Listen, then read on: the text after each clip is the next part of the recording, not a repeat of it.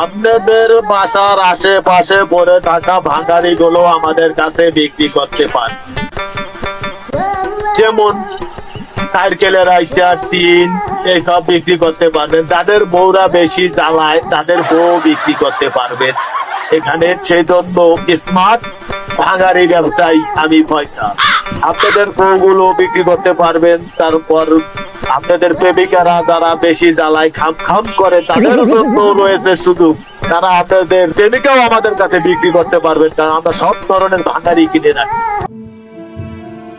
ভাই ভাই ভাই কি ভাই? আপনার একটা কথা কই ভাই। কোন ভাই? আমার বউ তো ভাই জম্বে জ্বালান জ্বালায় ভাই।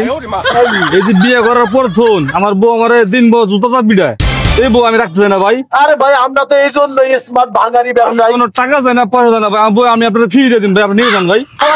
সত্যি ভাই দেন মিয়া বস্তা উড়ে আসেন ভাই, আর কথা কই।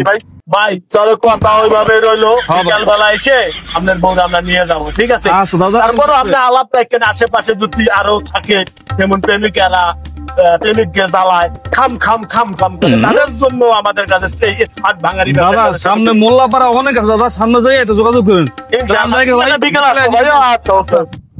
আবার আজকে দুইটা মাল কিনলাম, ব্যস্ত হইব। এ ভাই কি ভাই?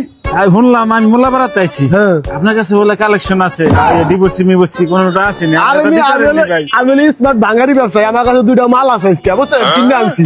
আর আপনি যদি চান একটা নিতে পারেন, দেওয়া যাবে। আমার একটা দিয়েন ভাই, আমার এমনি তো আচ্ছা আপনি করেন কালকে সকালে মাত্র 50,000 টাকা নিয়ে, তাহলে আপনার কাছে।